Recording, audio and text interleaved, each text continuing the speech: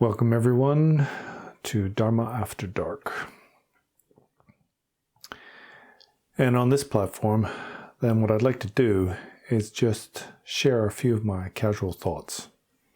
Things related to the Buddha Dharma, but it's not so much Dharma teaching, just as a discussion on some of these sort of common aspects of the spiritual path.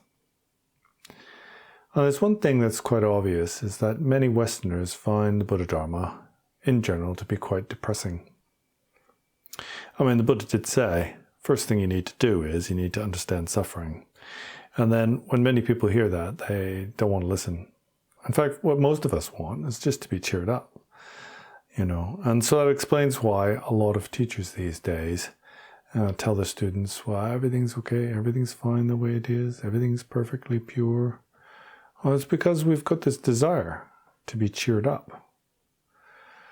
But when the Buddha said, first understand suffering, then the question is, was that wrong or not? Is that a good starting point? Well, for many people, that's not a good starting point, right? They don't want to be reminded of the hard times. I think if we're honest with ourselves, then we all experience suffering. Of course, this could be to a lesser or greater degree. I don't think you could honestly find anybody who could deny the fact that they suffer and that they experience difficulties. In fact, there's a lot about the world that is unsatisfactory, right? So anyway, there's this aspect of the Dharma where you need to recognize the faults of samsara. And this topic itself is one of these four thoughts that turns the mind from samsara. These four thoughts that help us to develop something called renunciation. This kind of belief, this understanding that the mundane world is nothing but trouble. And I think that's quite difficult for us. And also we're told that we have to develop this kind of joyous enthusiasm for our practice. But at the same time, what we do is we focus on the negativities. And so the feeling is like, well, how am I going to develop this joyous enthusiasm if I'm depressed? How am I going to find any joy in that? And I think this is primarily a problem in the West because we don't really believe in past and future lives. And on the Indian subcontinent, then this is less of a problem because there's this sort of endemic, kind of intrinsic belief in cyclic existence, right? That time is a wheel and that's continually turning and that we experience infinite lifetimes. So if you've got that as a background, it's a bit easier, right? If you have that acceptance that there are many, many, many, many, many lives, then this life seems less important. And also if you believe that there's this ability to be born as another type of being, then likewise, there's kind of more impetus for one to dedicate oneself to virtue for the sake of future lives, right? But if it's just this lifetime, and I have to say most Westerners only believe in this lifetime, not only do we just believe in this lifetime, but we kind of feel like it's the only shot we've got and that we kind of came here by accident. It was kind of random. So that makes it difficult. Because part of this teaching, that first you have to understand suffering, is based on generating this wish to be liberated from the mundane world. And this itself is difficult, right? Because we kind of feel like we have, a fair amount of happy times, pleasure, well-being. We love our partners and our children. And so when we're being told that all of this has to be abandoned, it sounds a bit tough. And it also sounds very difficult for us to develop enthusiasm in our practice. But what's taught is that these sort of sincere, authentic, spiritual practitioners are filled with joy. And we don't only have to look at these historic figures from the scriptures, right? Because we meet lamas in this lifetime who, through their practice, have developed this incredible sense of joy. For example, Lama Yeshe from Samiling. His joy inspires others. I'd have to say it's the same with Mingyur Rinpoche. Mingyur Rinpoche is the same, and many of the teachers and lamas are the same. Taisira Rinpoche, for example. Somehow, they're able to remain positive and joyous and enthusiastic. Well, this says a lot for this true Dharma, the authentic Dharma. Because the authentic Dharma causes joy to arise from the pit of your soul. It's a natural consequence of practice going well. But for us, we kind of find practice a bit daunting. And so many Westerners give up. We dedicate ourselves to a practice of yoga and meditation and mantras, chanting the names of the deities. But many people, after doing this for years, then they kind of lose the point of the whole thing and they give it up. So the question is, how can we develop this joy and this enthusiasm? Well, here's the thing. The Buddha taught there is suffering. But it wasn't just to depress you or to make you feel, like taking your own life or something. It's so that you could look for a solution, find the solution to our suffering, the remedy to the unsatisfactory nature of the mundane world. But that was just the first of the Four Noble Truths, right? In those Noble Truths, then there's also this truth of cessation. And what cessation is an end to suffering. And this is what we need to be joyous about. The fact that there is a way out. But these days, it very much feels like there is no way out. And so people have become really despondent. People have become incredibly polarized. Many people are very afraid. And acting out of our fear and our self-interest, then we just continually come into conflict. And this is the opposite of the Dharma. I mean, this truly is quite depressing. That in this day and age, no one can see eye to eye. It's like we're going backwards in time. We can no longer accept others and their opinions. We can no longer accept different religions, different races,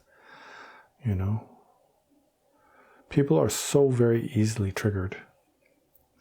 The thing is, what you find is for someone who has meditation, then they also have this joy and positivity.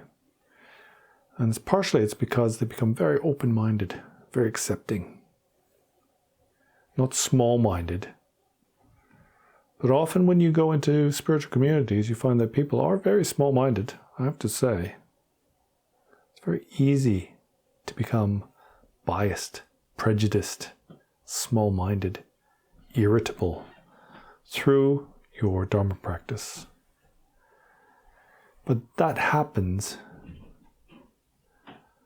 because your practice is going wrong. It's a sign that things aren't right and that you aren't applying yourself correctly. There's a mistake there. And I also think that sometimes, from what I say, then I give people a kind of negative impression, or maybe make them feel like it's a bit hopeless. I was speaking to one of my friends today, about the Dharma and his meditation. And I think the general impression he was left with is like, well, I may as well give up. There's no hope. But there is hope. There's hope, but it's difficult. But the thing is, as long as you're on the path, then you're headed in the right direction. And things can only get better. They'll be challenging, that's for sure. But meditation, practice, virtue, these things lead to well-being and happiness. But I understand it's difficult because often we practice year after year and we don't see the benefits from what we're doing. So what's the solution? Well, for one thing, you've got to stop focusing on yourself. This is the source of all of our suffering. And it's also the cause for all of this trouble in the world. People cling so strongly to reality and have such a strong sense of me and mine, my country, my race, my language. Anything that's seen to be opposing that which is me and mine and becomes the enemy, the source of trouble and problems. That's not what the Buddha taught. The Buddha taught that the source of our problems is our own self-clinging. The reason why we experience negativity is our own negative projection, karmic projection. We've got to change this, right? So anyway, this teaching on the unsatisfactory nature, the reality or the truth of suffering, this all comes from the first turning of the wheel of Dharma, and it's absolutely important. It's the foundation of all spiritual practice. But in the third turning of the wheel of Dharma, the teachings on the Vajrayana, then the message is very different. The message is everything is perfectly pure. Everything is the synthesis of bliss and emptiness. And so we visualize deities and palaces sitting on sun and moon discs, adorned with jewelry and silks, etc. But for us, we can't see the relevance of this. We don't understand. It's like make-believe. It's all kind of something we're pretending to do. I have great faith in this practice, but I also understand that it's not easy to be able to practice the Vajrayana. But there's a meaning in it. There's a purpose in it. There's a reason why these things are taught. That everything is equanimity, and there is no good and bad. And the message there really is about meditation. It's about meditation, and it's about this thing that we call the true nature phenomena. This clear light nature of mind, this luminosity that is to be discovered in our meditative practice. And once you understand what that's all about, then there's a context for all of the teachings of the Buddha, through all of the vehicles, from the first turning of the wheel of Dharma, the middle turning of the wheel of Dharma, and the final turning of the wheel of Dharma, from the Hinayana, Mahayana, Vajrayana, whatever you want to call it. Everything is about one point. And in some traditions it's called appearance emptiness. In another it's called bliss emptiness, clarity emptiness, or you can call it ultimate bodhicitta. Essentially it's all the same. It's this non-referential compassion. The essence is compassion, but it's compassion that does not cling to the reality of things, to me and mine. It's love. It's universal love. I mean, it's not worldly love. So here's the thing. If we can generate this love and compassion for all beings, even our enemies, then that in itself is a valid cause for coming to realize the ultimate. So my suggestion is, if you're lacking joy, if you're finding things difficult, then this is where you should dedicate your time. Generating bodhicitta. Generating the mind that wishes all beings, whoever they are, to be free from suffering and to achieve final awakening and enlightenment and transcend this mundane world. So, thank you for joining me tonight. That's about all I had to say. And I'll see you later.